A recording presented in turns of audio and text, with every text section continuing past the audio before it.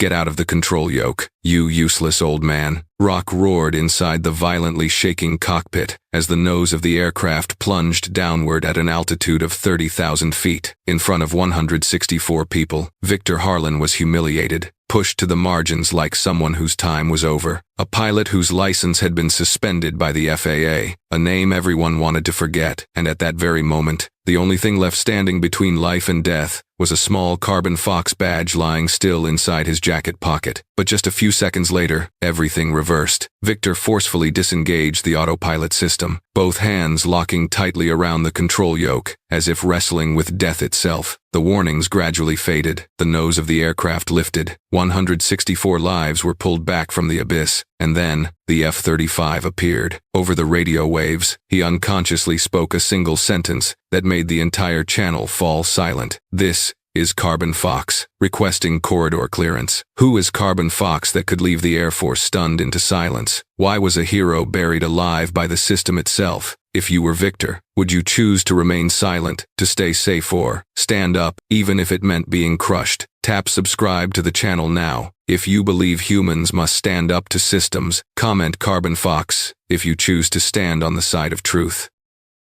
Victor Harlan once held the rank of Major in the United States Air Force. Call sign, Carbon Fox, a name spoken only when every safe option had been crossed out, when people were forced to rely on the purest survival instincts of a human being. During the years of war, that name did not belong to medals or speeches. It belonged to moments where the boundary between life and death was as thin as a thread. But the war ended, the skies fell silent, and Victor came to realize a cold truth: those instincts were no longer needed. That afternoon, he stood inside the city's Air Force Museum, where the scent of old metal and engine oil hung heavy in the air. A large wall was covered with framed portraits, young faces neatly arranged, eyes fixed on a future they would never reach. At the far end of the hallway, Victor stopped in front of a familiar photograph. It was him, younger, his gaze sharp and hard like steel, one hand resting on a pilot's helmet. Beneath the photo was a small caption, simple and cruel in its simplicity: Victor Harlan, retired. He stared at the words for a long time, the corner of his mouth lifting into a weary smile. He murmured a Sif, speaking only to himself. "So I am already dead, just not buried yet." No one nearby heard him, or if they did not turn around. In this place, heroes were only allowed to exist once they had become memories. Victor's thoughts drifted back into the past, to the leaden gray skies of the battlefield. His aircraft back then was barely intact, its fuselage torn open, warning systems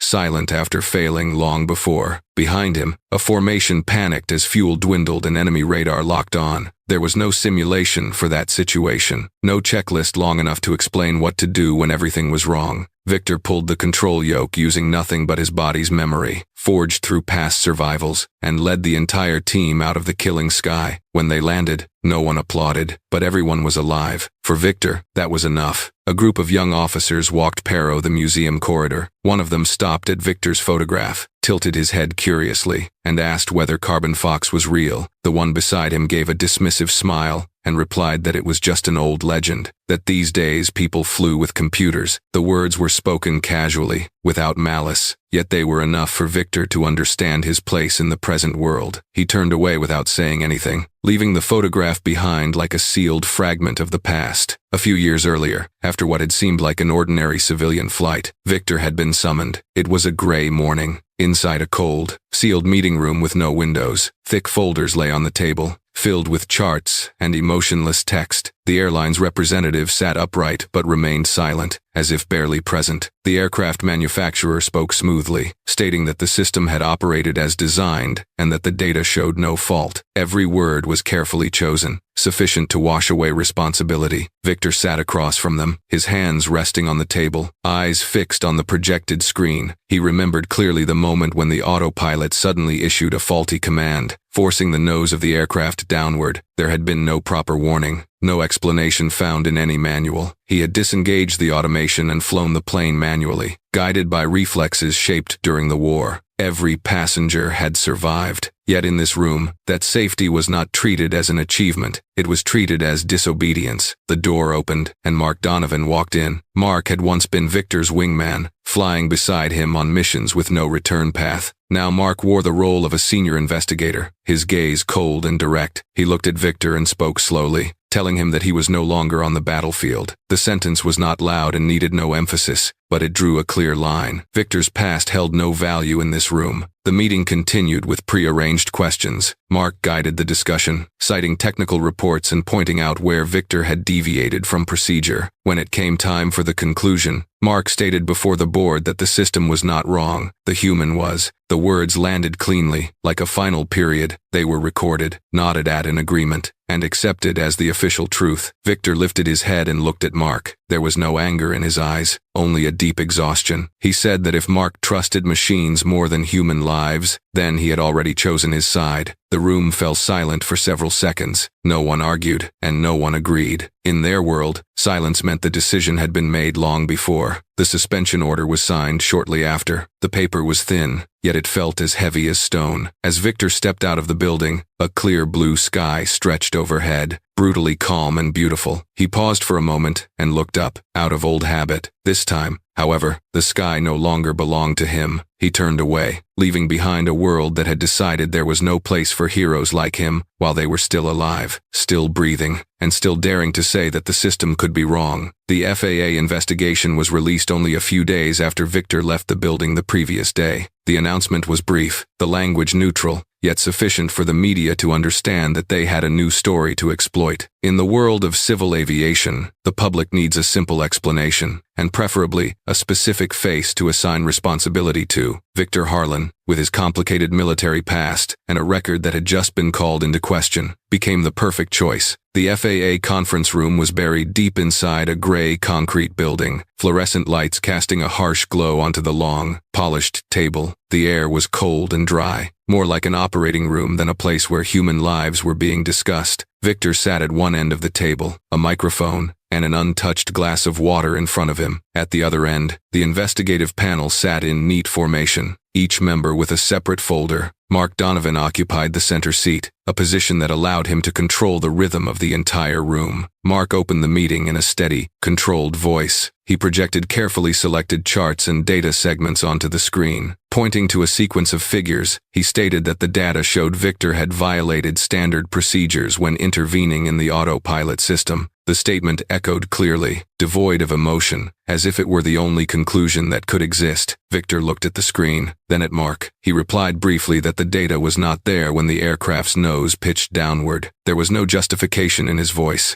only a fact placed on the table. A few members of the panel exchanged glances, but no one interrupted Mark. An official seated near the end of the table leaned toward the microphone and asked sternly whether Victor was blaming the system. The question was framed like a warning, because in this room, the system was not something that was allowed to be questioned. Victor held his gaze steady, his voice slower, and said that he was stating the system was killing people. The words fell onto the table like a heavy object. A few quiet coughs followed. Some people lowered their heads to flip through documents, and others looked away. Discomfort spread through the room because Victor had touched on something they did not want to hear. Mark leaned forward, his voice low but sharp, and said that Victor was speculating. He added that they could not rely on personal feelings to evaluate a certified system, and that Victor knew this. Victor responded immediately, saying that he was alive, that he had seen it happen more than once. He paused briefly, then continued, stating that if he had followed every line of the manual that day, there would be no meeting, because the aircraft would no longer exist. Another member of the panel spoke up, trying to keep his voice calm, and asked whether Victor had any concrete evidence showing that the system had malfunctioned. Victor shook his head lightly, not because he did not know, but because he knew exactly where that answer would lead. The raw data he had submitted years earlier had disappeared within layers of approval. In this system, what was not recorded was treated as if it had never existed. Mark took advantage of the silence. He said that this was precisely the issue, that they could not operate the aviation industry based on personal intuition. Procedures existed to protect everyone, and when an individual broke them, even with good intentions, the consequences could be severe. Victor leaned toward the microphone and asked in return what happened when the procedures were wrong. What happened when the data they trusted ignored the reality unfolding in front of them? Who was responsible when people died because of a line of code written incorrectly? He looked straight at Mark, his eyes unwavering. Mark remained silent for a few seconds, long enough for the tension to fill the room. Then he said that the system had been validated, and that what Victor described did not appear in the official reports. If they accepted Victor's argument, he added, they would be opening an extremely dangerous precedent. Another official nodded in agreement, saying it would be a precedent for pilots to unilaterally override the system, something that would undermine the entire foundation of safety they had built. Victor listened, then leaned back in his chair. He understood what he had sensed vaguely for a long time. In this room, safety was defined by the stability of the system, not by the number of lives that returned after a flight. He spoke slowly, saying that they called it safety, while he called it luck that had been statistically recorded. The meeting continued with repeated questions phrased in different ways. Each time Victor tried to explain, his answers were steered back to the same pointee, lack of official data. Mark concluded the interrogation by summarizing the recorded violations. His voice was even, each word carefully weighed, as if the conclusion had been written before Victor ever entered the room. When it came time to vote, the panel members lowered their heads toward the papers in front of them. No one looked at Victor. Pens touched paper almost simultaneously. Mark was the last to sign, his stroke decisive. He did not look at Victor while doing so. The result was announced immediately in the room. Victor Harlan was publicly suspended, effective immediately. There was no further explanation, no recommendations for improvement, only a short concluding line, citing procedural violations. When Victor left the building, cameras were already waiting outside. Reporters surged forward, microphones raised, questions fired in rapid succession. He did not stop. The next day, large headlines appeared across newspapers. A reckless pilot nearly caused a catastrophe. A military hero called into question. Victor's image was placed beside sensational words, as if everything had already been conclusively proven. Victor read those lines in his small apartment, morning light streaming through the window. He turned off the screen and sat still for a long time. He knew that from this moment on, he was no longer an individual. He had become the necessary sacrifice for the system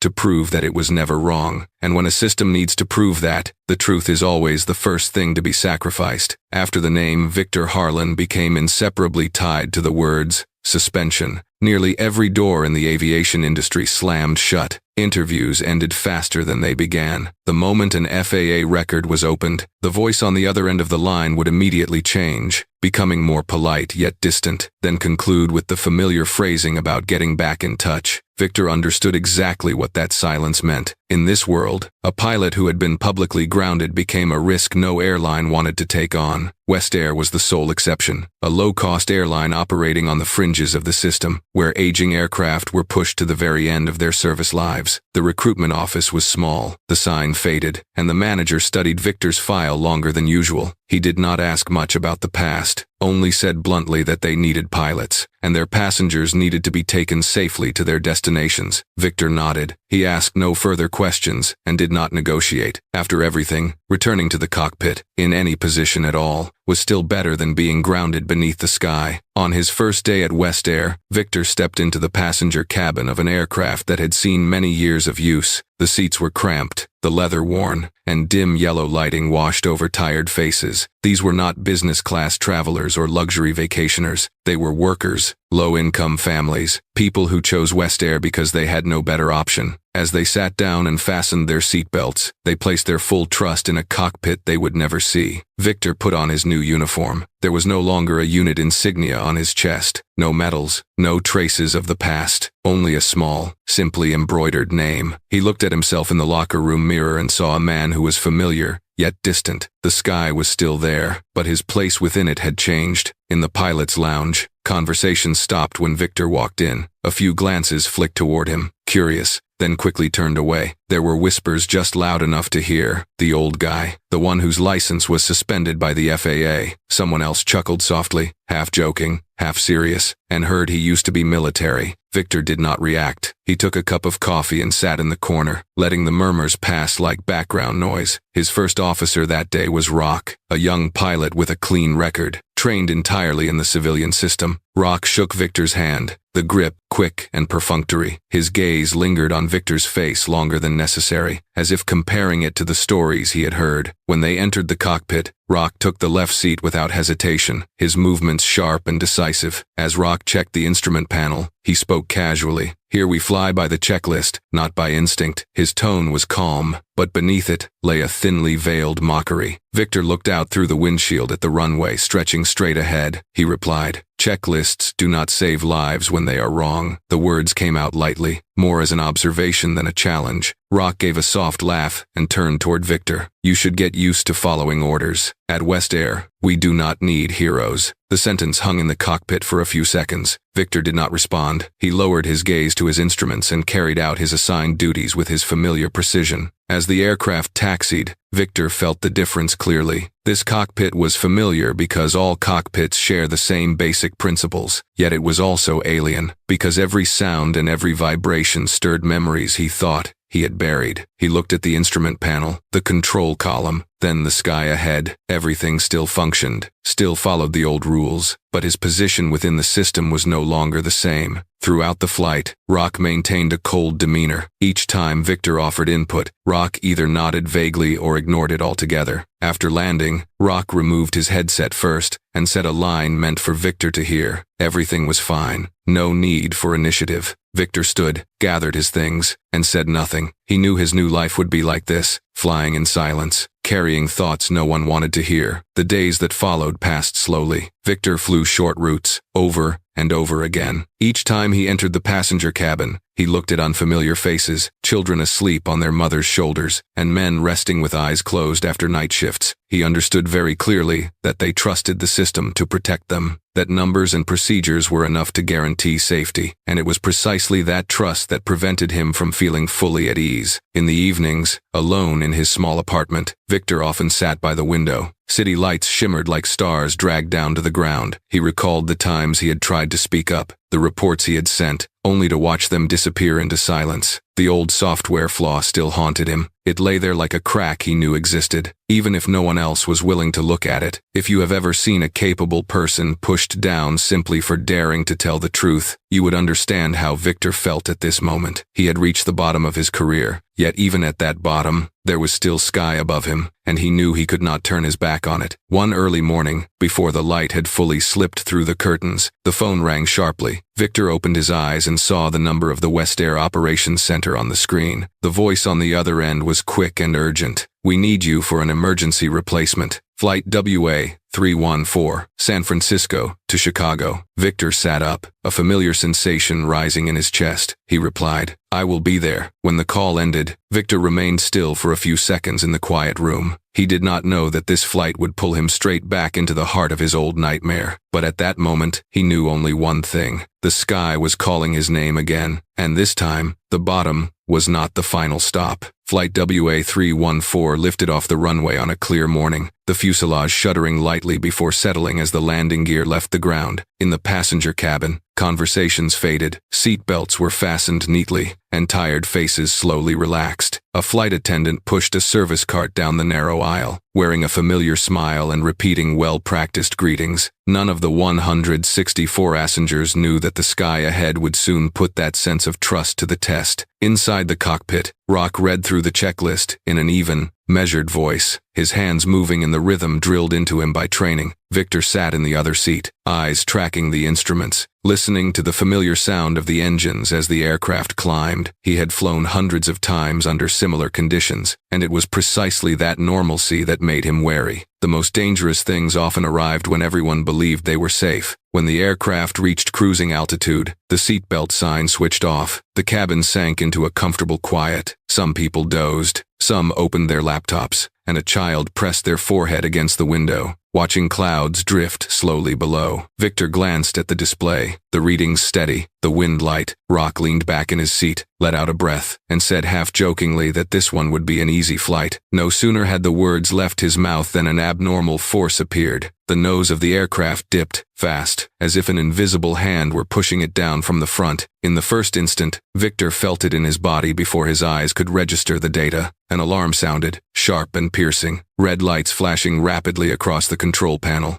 The calm inside the cockpit shattered. Rock lunged forward, yanking back on the control column, shouting, "What the hell is this?" His voice was higher than usual, tangled with the blaring warning. The display showed the pitch angle increasing rapidly downward. Rock pulled harder, but the response from the aircraft was not what he expected. The system did not respond familiarly. Control inputs were made, yet the nose continued to drop, and speed increased. Rock flicked his eyes across the instruments, sweat beginning to bead on his forehead. He shouted that it was not responding. The words burst out like a reflex, carrying confusion he could not hide. Victor did not rush to touch the controls. He leaned in to observe, his eyes moving quickly between the screens, his ears tuned to the slightest change in engine sound. The signs were frighteningly familiar. He had seen them before, on another flight many years earlier, when everything had begun exactly like this. In the passenger cabin, a few people lifted their heads, sensing the sudden change. Their bodies tilted forward. A&D and cups of water rattled on tray tables. A murmur spread, then fell silent as the plane continued to pitch down. The flight attendants exchanged looks, their smiles gone. Hands gripping the service cart, Rock kept pulling back on the control column, his voice more urgent, asking for a response. Any response. He glanced at Victor, his eyes mixing a plea for help with irritation. Victor still did not touch the controls. He said briefly to watch the airspeed.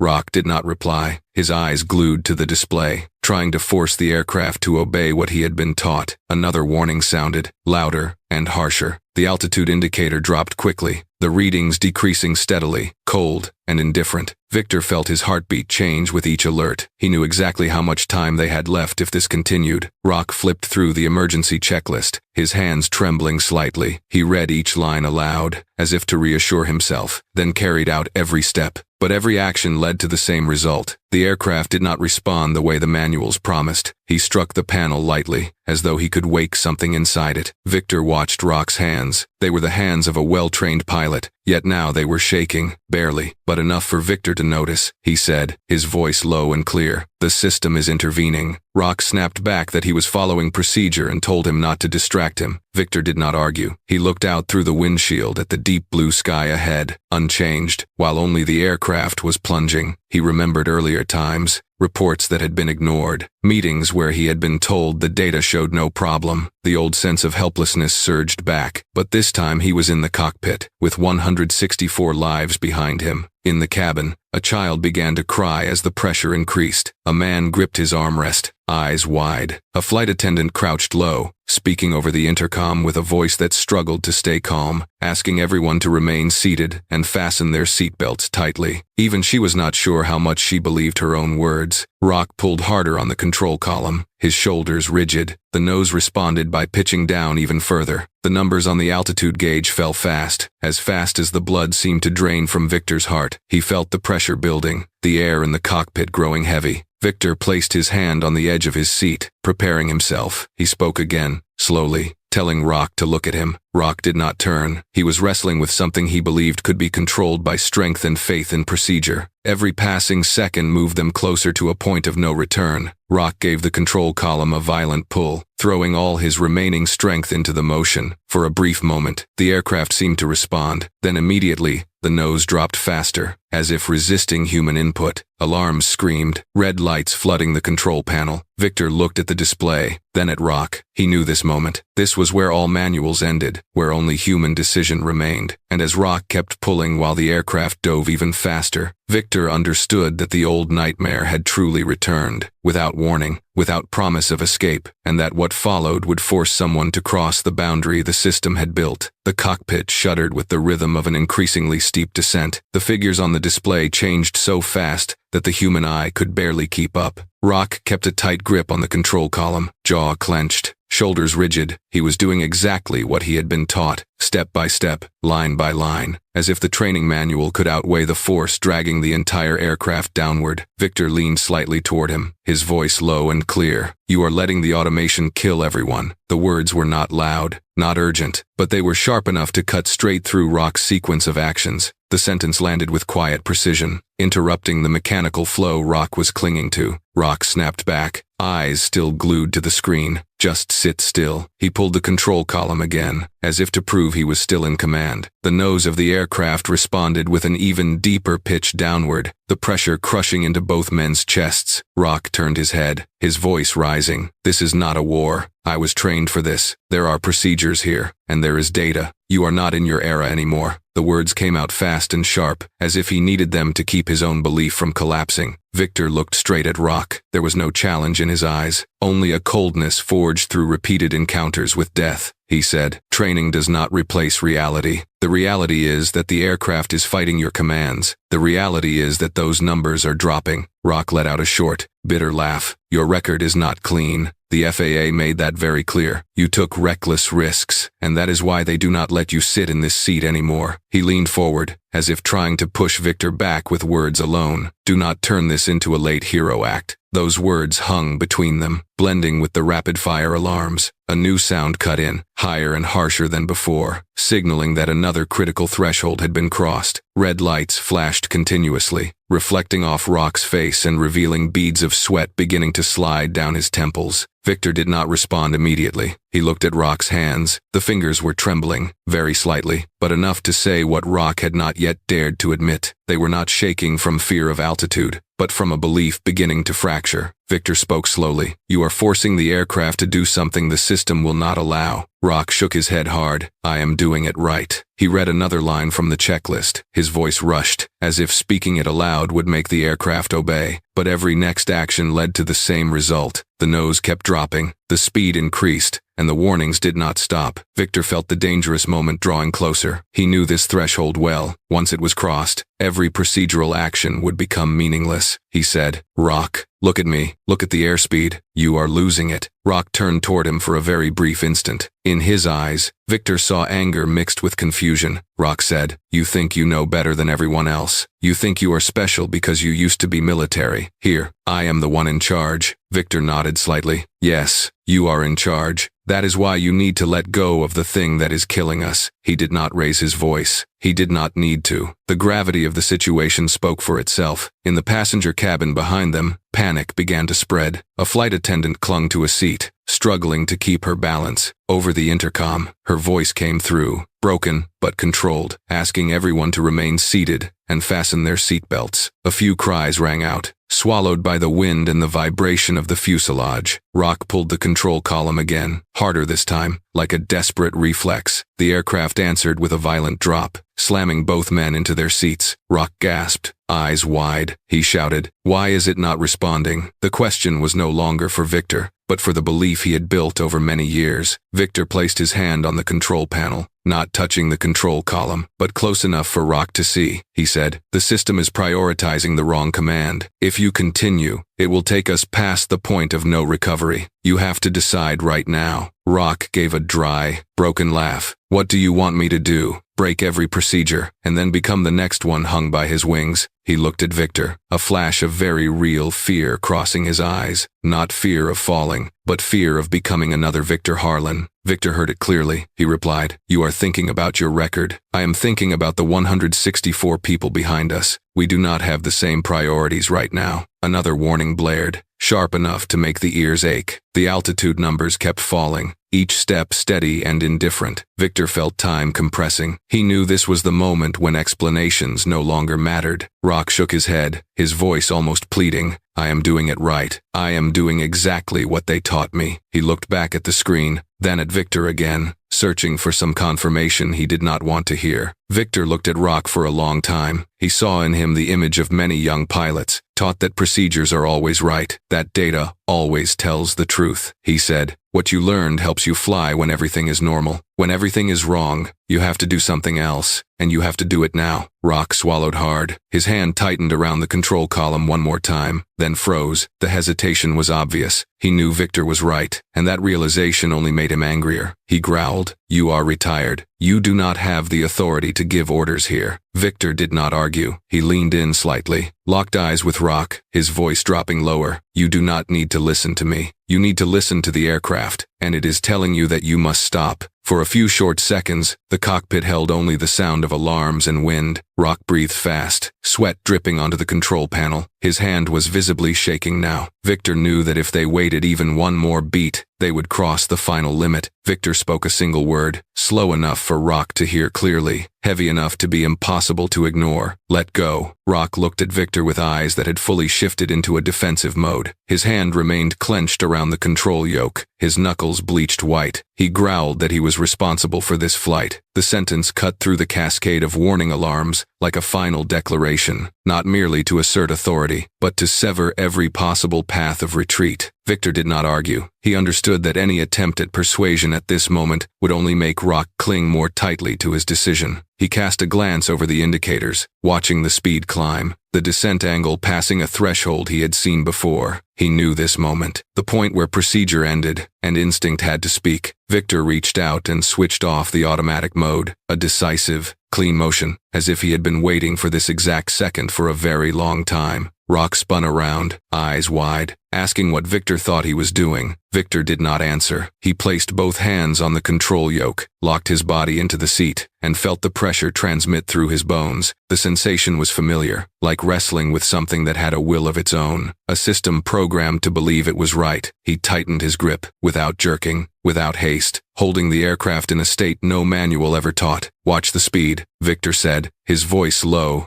and cold. If you want to live, listen to me. There was no shouting in his tone, only the certainty of someone who had stood in this exact position more than once. Rock stared at the display, then at Victor. In that instant, he saw what he had tried to deny, the readouts responding to Victor's inputs, slowing, then gradually stabilizing. The nose of the aircraft trembled lightly, then began to rise, not a hard pull, but a controlled motion, little by little, like hauling something heavy out of a swamp. The warning alarms thinned out, the shrill noise giving way to a steadier rush of air. Red lights on the control panel went dark, leaving behind the familiar glow of a stable state. Rock let out a breath, a long one he had not realized he had been holding. He released the yoke, his hands dropping to his thighs, visibly shaking. He muttered, asking how this could be happening. Victor kept his hands on the controls and did not answer immediately. He continued making small adjustments, one precise movement after another, until the aircraft was completely clear of the dangerous trajectory. In the passenger cabin behind them, the sensation of plunging ended. A few sighs of relief sounded, mixed with confused whispers. A flight attendant gripped the handrail, then slowly straightened up, her voice over the intercom less strained as she announced that the situation was under control and asked everyone to remain seated. This time, her words carried real weight. Victor turned his gaze toward Rock. He said that Rock had just seen it for himself. The system had prioritized the wrong command. Rock nodded very slightly. His ego had just been crushed by reality. He said that he had done exactly what he had been taught. Victor replied that this was precisely why they had almost died. The statement was not meant as blame, but to carve a lesson into Rock that he would carry for the rest of his life. A strange signal appeared on the radar. Victor immediately recognized the familiar signature, something previously recorded as insignificant interference in old reports. This time, however, it was clear enough to draw the attention of military systems. Within minutes, air traffic control reported that 2 F-35 fighters had been scrambled to escort them as a precautionary measure. Rock looked at Victor, fear and reverence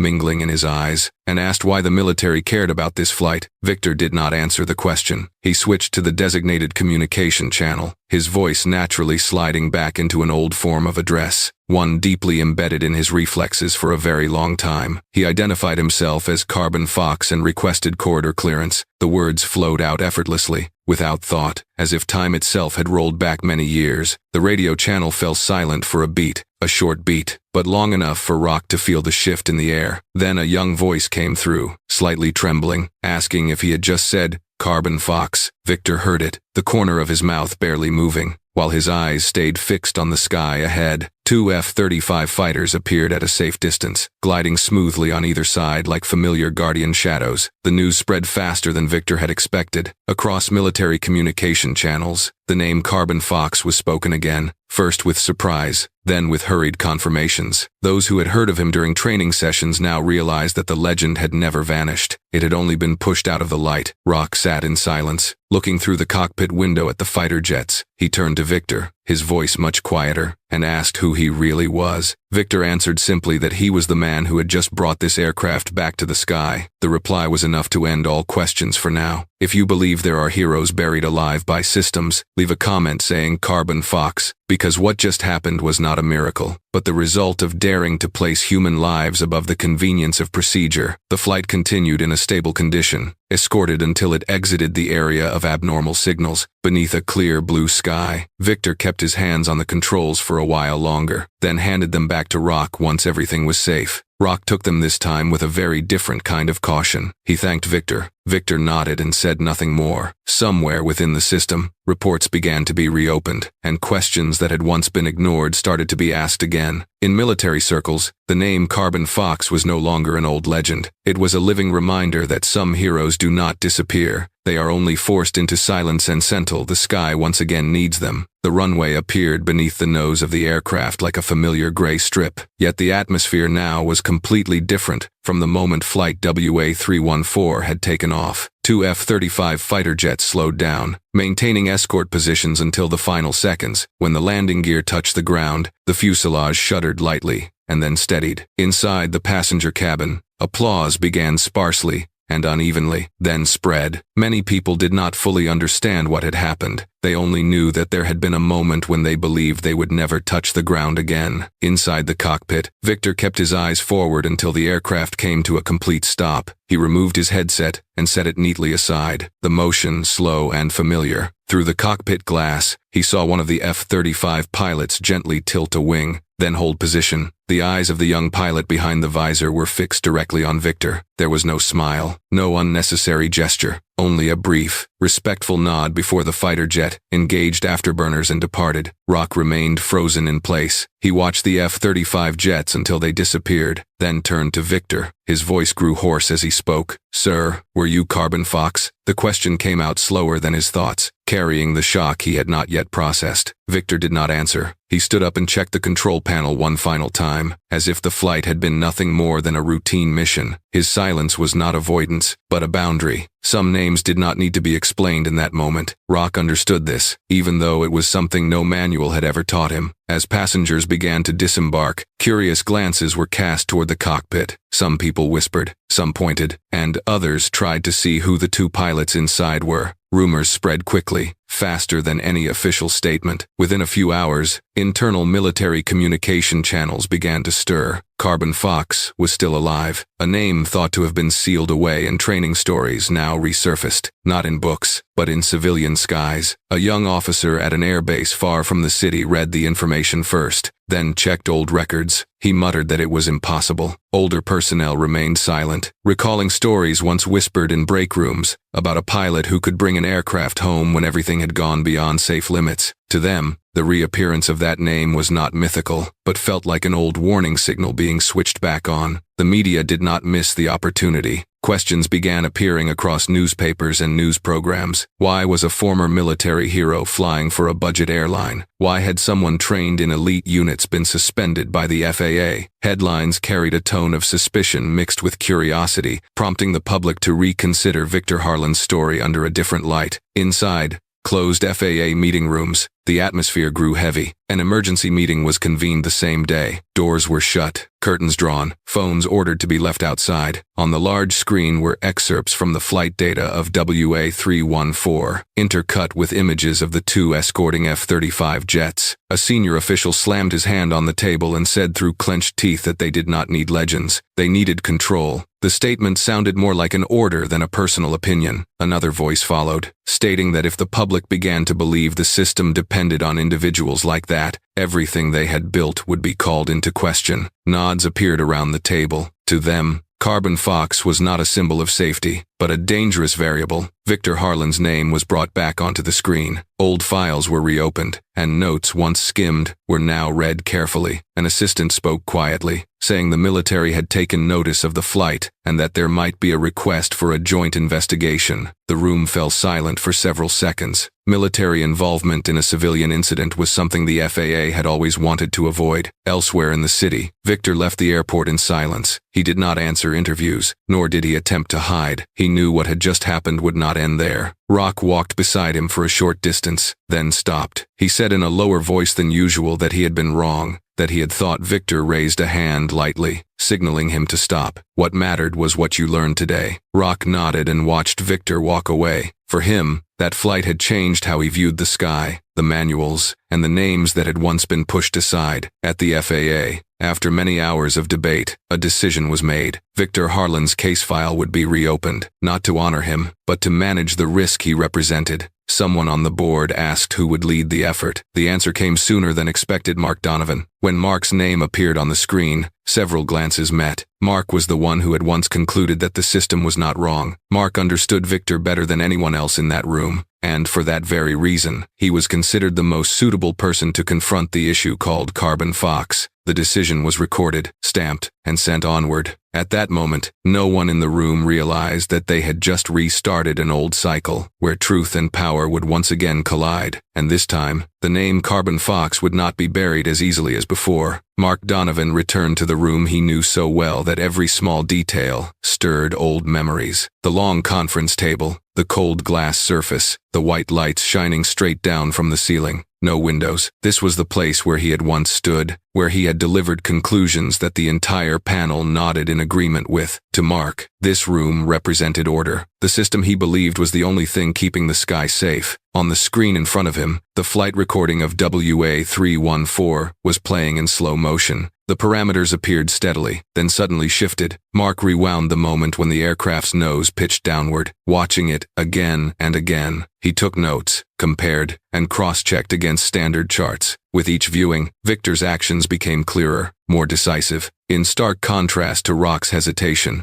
That unsettled Mark, not because it was wrong, but because it was right in a way he did not want to acknowledge. Mark's assistant stood beside him and lowered his voice, saying that the action saved 164 people. The sentence was spoken cautiously, as if afraid of touching something forbidden. Mark did not turn around. He kept his eyes on the screen, his hand resting on a frame where the aircraft's nose began to rise. Saving lives does not give him the right to break the rules, Mark replied, his voice even and cold. If we allow this exception, tomorrow, there will be hundreds of others who think they also have the right to override procedures. The system will collapse from there. He spoke those words like a truth carved deep into his mind, a familiar answer that allowed him to stand firm against any doubt. The preliminary report was placed on the table. The concluding line stood out clearly. Why, the pilot intervened outside standard procedure. Mark read it again, edited a few words, ensuring the language was tight enough, neutral enough, that no one could challenge it. In his mind, the outcome had been shaped before Victor ever stepped into this investigation. He did not see it as bias, but as consistency. Victor was summoned that afternoon. When the conference room door opened, Mark looked up. Victor appeared more exhausted than before, not from fear, but from the familiarity of the situation. His eyes no longer searched, no longer waited. He already knew what he was facing. Mark looked at Victor and spoke directly, saying that he would not allow him to turn this into a precedent. His voice was firm, without the need for emphasis. He believed that if Victor were cleared, all of his previous decisions would be called into question, and he was not prepared for that. Victor sat down and placed both hands on the table. He looked at Mark, then at the other faces in the room. He said that the only precedent was the system continuing to kill people if they refused to look at it. The words rang out clearly, not angry, but enough to tighten the air in the room. One member of the panel leaned forward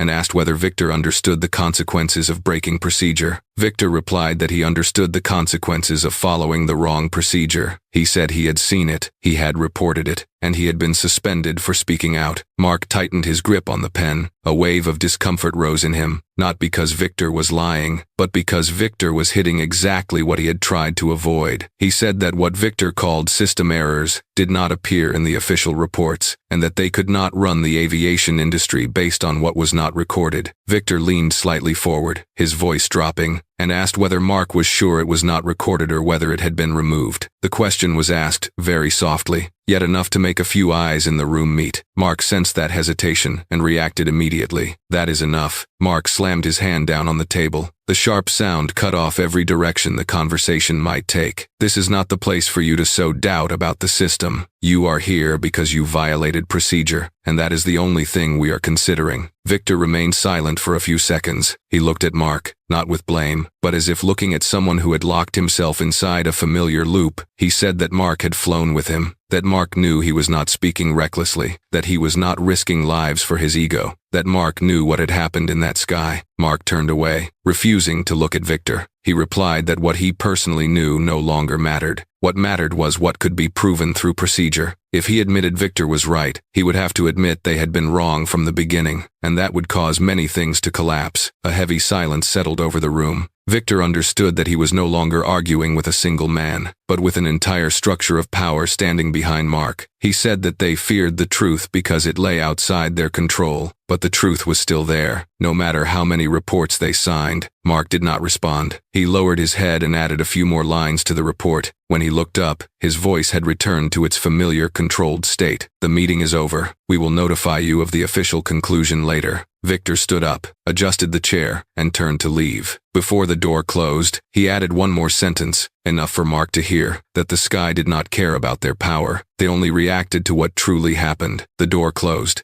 Mark sat still for a long time, staring at the screen where the flight recording had stopped. He turned it off, as if not looking would make it disappear. On the table, the draft conclusion was ready. He picked up the pen and signed his name. Victor Harlan continued to violate procedure. When the stroke was complete, Mark leaned back in his chair. He knew he had just preserved the order he believed in, but somewhere deep inside, an uneasy feeling began to creep in. He had walked the same old path again, the path of power and assumed safety, and he had not yet realized that this loop was preparing its cost, not in data, but in things he could not control. The investigation appeared to have concluded familiarly, quietly, and neatly, until the door to the FAA conference room opened once again. This time, the person who entered was not Victor, nor a new investigator. It was West Air's legal counsel, dressed in a dark suit, a thick case file placed neatly on the table, eyes meeting everyone in the room without avoidance. Mark Donovan looked up and immediately sensed the shift in the atmosphere. The attorney spoke decisively. We are appealing all conclusions related to pilot Victor Harlan and Flight WA314. The voice was clear and direct, causing several board members to subtly shift in their seats. Mark frowned. You are defending a violator. The record is already very clear. The words came out as a familiar reflex, the kind of language Mark had used countless times to keep everything under control. The West Air attorney leaned forward, his tone sharpening. We are defending lives. 164 passengers returned safely because of Victor Harlan's decision. If you call that a violation, then we have a serious problem with how safety is being defined. The room fell silent for a few seconds. For the first time, someone had spoken aloud what many others only dared to think. A board member spoke up.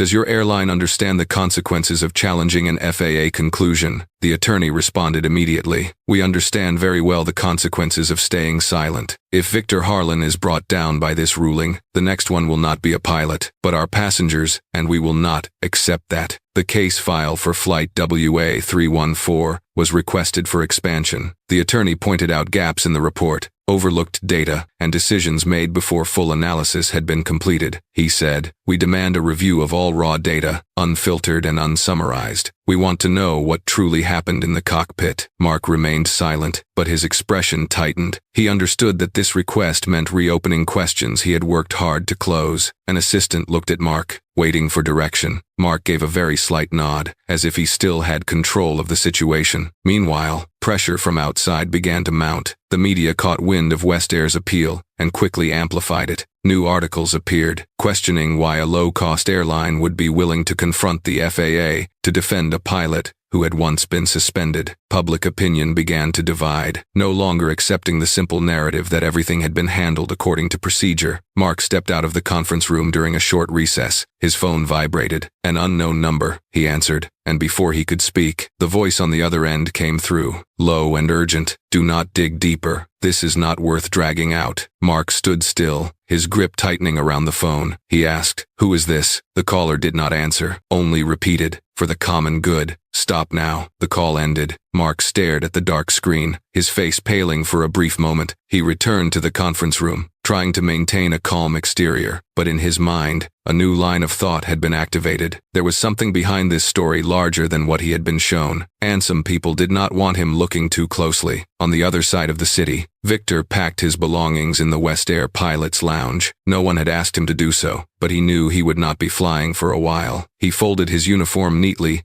and placed it into his bag. Each movement was slow, almost ritualistic. A few colleagues passed by, glanced at him, then looked away without speaking. This time, the silence no longer carried rejection, but a cautious form of respect. Rock stood at the doorway, hesitated for a few seconds, then stepped inside. He said, "They are appealing for you." Victor nodded. "I know." Rock lowered his voice. "I never thought an airline like West Air would do that," Victor replied. "Sometimes those who are most looked down upon understand the value of human life better than those sitting at the top." Victor opened a small locker and took out a fox-shaped badge made of carbon fiber, matte and simple. It was something he had carried for many years, through unit transfers, and even through his suspension. He placed it back inside the locker, then paused. Finally, he left the badge on the table instead of taking it with him. Rock noticed and asked quietly, "You are not taking it?" Victor shook his head. "Some things need to be found at the right time. If you believe that justice sometimes comes from those most underestimated, press, follow, and leave a single dot, because this story does not end here, and the truth is rarely exposed by those who hold power." Victor closed the locker, slung the bag over his shoulder, and walked out of the lounge. Behind him, West Air was preparing for a confrontation they knew would not be easy, and in the FAA conference room, Mark Donovan remained seated, staring at the report that had just been challenged. He realized that the familiar cycle of power had begun to show cracks, and this time, it did not come solely from a suspended pilot, but from an airline once considered insignificant. On the table, Victor had just left behind. The Fox badge lay silent, waiting for the next person to pick it up and unknowingly open a door that no one within the system would be able to easily close again. Mark Donovan returned to his office later than usual. The corridors of the FAA headquarters were quiet, night lights reflecting off the cold stone floor. The afternoon meeting still weighed heavily on his mind. The questions from West Air, the pressure from the media, and especially the brief phone call with its vague warning. Mark closed the door, loosened his tie, and tried to shake off the unease that clung to him. His gaze stopped at the small table beside the filing cabinet. Lying there was the Fox badge made of carbon fiber that Victor had left behind. Mark clearly remembered the first time he had seen it in the pilot's lounge. Back then, he had viewed it as a purely symbolic keepsake, something the system had once dismissed with a smirk, a souvenir with no legal value whatsoever. But now, for reasons he could not explain, Mark picked it up. The badge was lighter than he expected. Its matte surface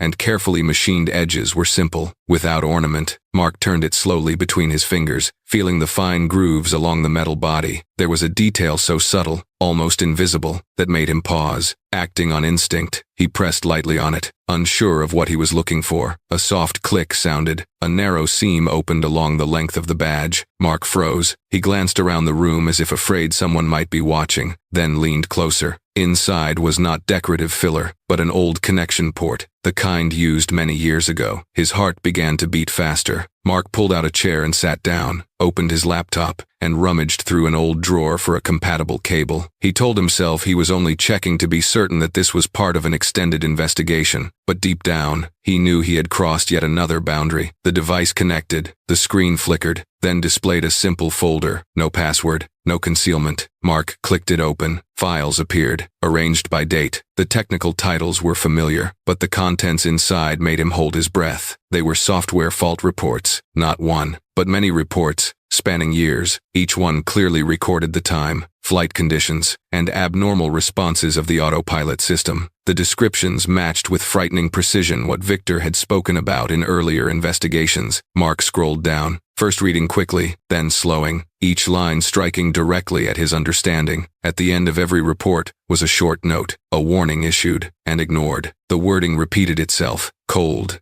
and mechanical, like an accusation without emotion. Mark whispered that it could not be possible. His voice sounded hoarse in the empty room. He shook his head, as if the motion could erase what was on the screen. He opened another file. There were internal emails and exchanged memos between engineering and management. Many sections were truncated, but there was enough to reveal a familiar pattern. Faults were recorded, assessed, as not critical, then set aside because they did not align with the desired conclusion. Mark felt his throat go dry. He realized that what he had believed to be a lack of data was, in fact, the data that had been removed. Mark followed the trail of files to the final approval section. There he saw an electronic signature, clear and unmistakable. He stared at the name on the screen, as if his mind needed time to accept it. Elias Thorne. The air in the room seemed to thicken. Mark leaned back in his chair, his eyes still fixed on the screen. Elias Thorne, head of safety approvals, the man Mark had relied on for years whenever he needed confirmation that systems were operating correctly. And more than that, Elias was Mark's own brother. An old memory surfaced. The two brothers were sitting at the dinner table as children, their father speaking about responsibility, about protecting people by building strong structures. Mark had chosen the path of enforcement, Elias, the path of management and approval.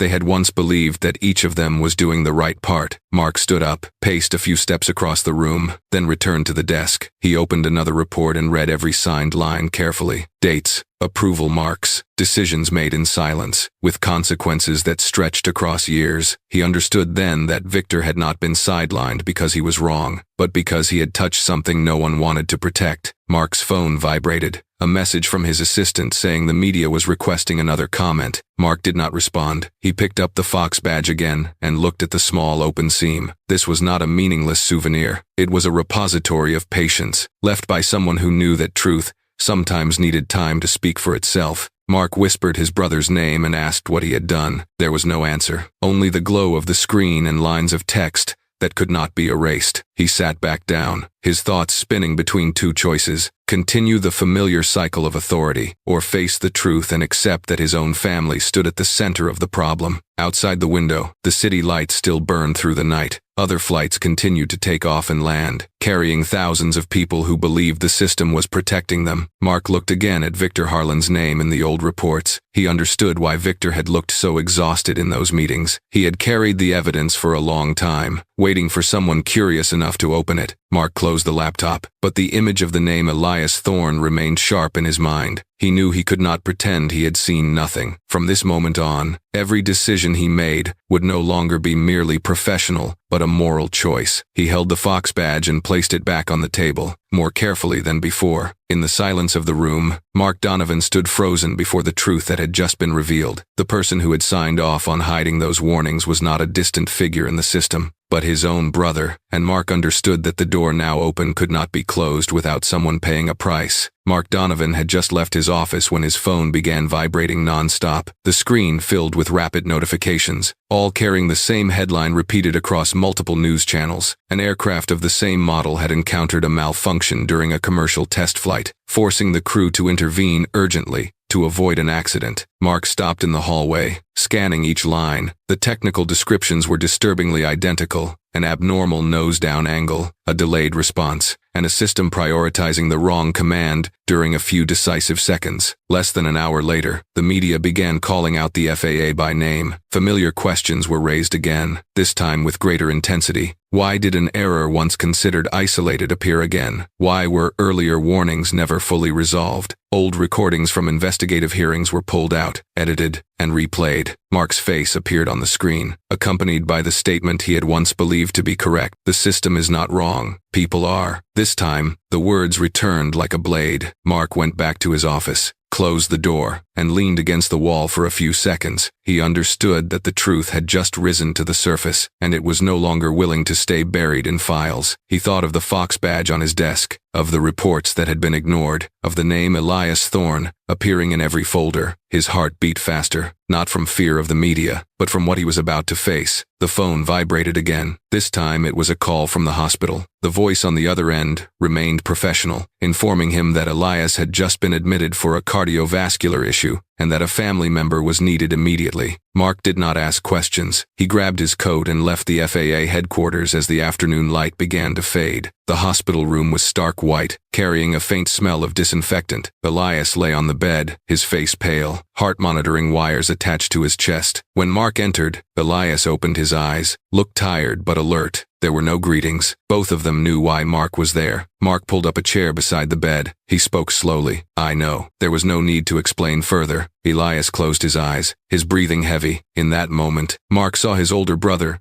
looking far older than the last time they had met. Elias opened his eyes, his voice hoarse. If I speak up, everything collapses, not just my career, but the careers of many others. Projects get shut down, public trust shatters. You have no idea how immense the pressure was back then. Mark clenched his hands and looked straight at Elias. And if you stay silent, people die. The words came out low and strained, as if forced from his chest. He leaned forward, keeping his voice steady. I signed so many conclusions based on your approvals. I trusted you. Elias turned his face away, tears spilling and soaking into the pillow. He said, I thought it was the best option. I thought that if I called it an acceptable risk, if I delayed a little longer, everything would be fixed quietly. But year after year, the pressure grew, and I kept signing. Mark stood up, paced a few steps around the room, then turned back. He said, you turned silence into policy. You let a broken system keep operating because you were afraid of losing control. You let Victor Harlan carry the consequences for you.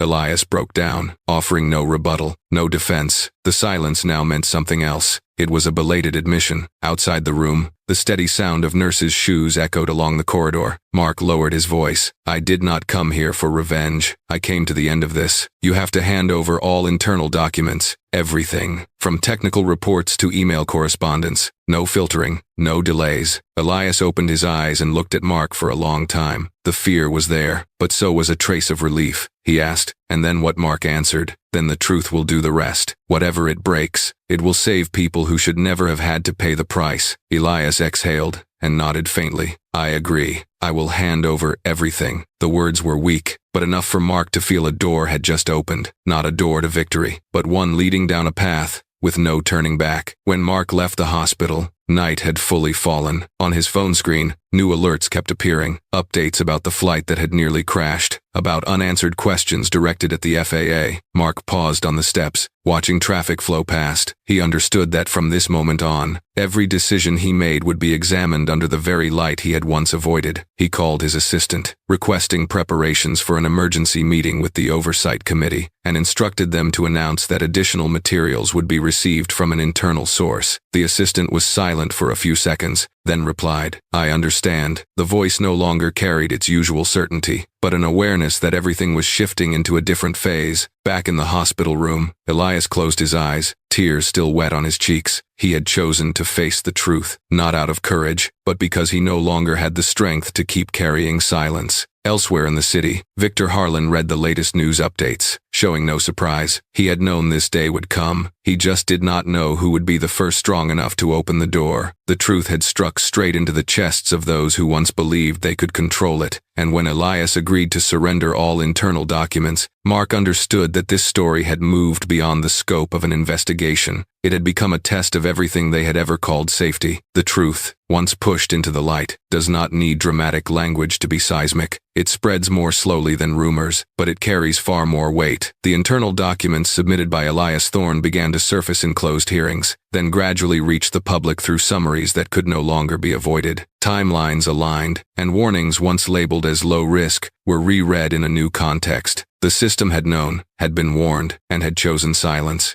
Elias resigned in a brief statement. There were no excuses, no blaming pressure or circumstances. He simply acknowledged responsibility and withdrew from all positions related to safety approvals. Images of Elias leaving headquarters with a weary expression appeared on the evening news, enough for the public to understand that this was no longer an isolated personal error, but the result of a deliberate chain of decisions. Mark Donovan appeared before the Oversight Committee in a different role. No longer defending old conclusions, he pushed for the creation of an independent oversight mechanism, separate from familiar approval chains. In the meeting room, Mark stated plainly that if those who signed off continued to supervise themselves, the loop would repeat. He said they needed a system that could be questioned from the outside. This statement was entered into the record, and this time, it was not brushed aside. The FAA publicly acknowledged systemic failure in a long-awaited press conference. The wording was chosen carefully, but the message was unmistakable. Certain abnormal feedback had not been handled appropriately. Certain warnings had not been prioritized. The manufacturer was compelled to announce a software update plan across the entire fleet, while coordinating with independent agencies to re-examine algorithms once considered stable. For many in the industry, it was a rare moment when the system admitted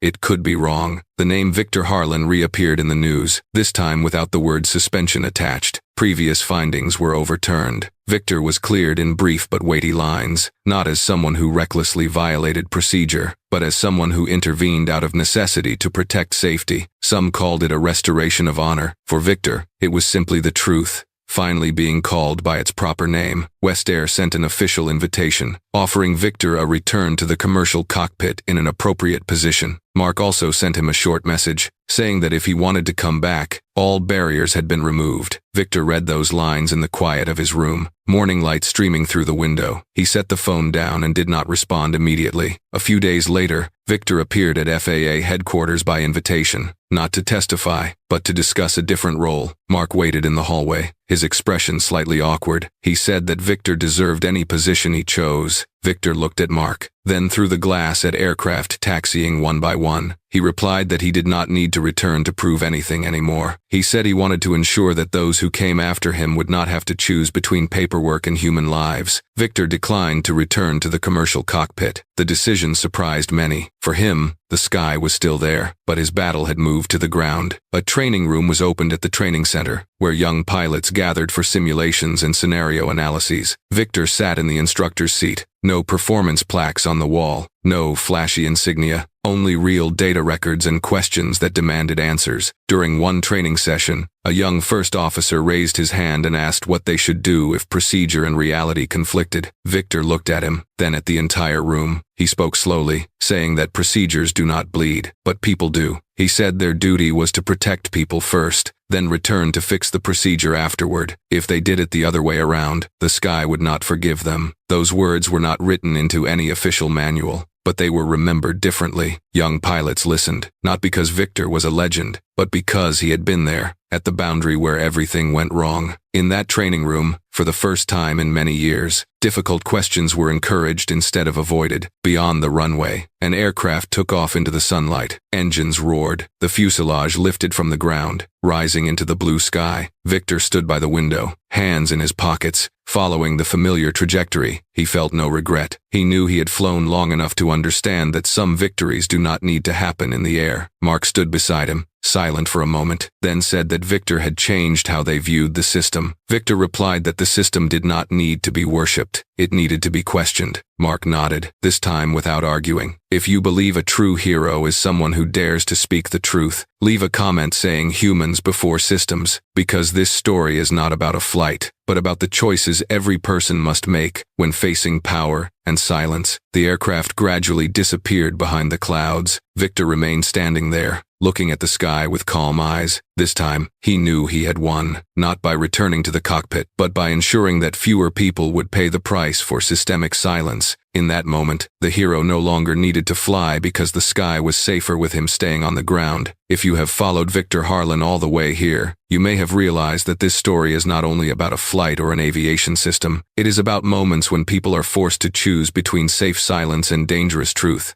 Some heroes never stand in a podium, never have their names spoken at the right time, but they exist to remind us that human lives must always come before procedures, numbers, and interests. Victor did not win through applause or titles. He won by refusing to turn away, refusing to bow to a flawed system, and choosing to stay so that those who came after would not have to pay the cost. And perhaps, somewhere in the real world, there are still many other carbon foxes, buried alive by silence, waiting for someone willing to listen. If this story made you pause for a moment to think, follow and subscribe to the channel so you do not miss the journeys ahead, where truth is always placed before power. Your follow is not just a number, it is the way you choose to stand on the side of people before systems.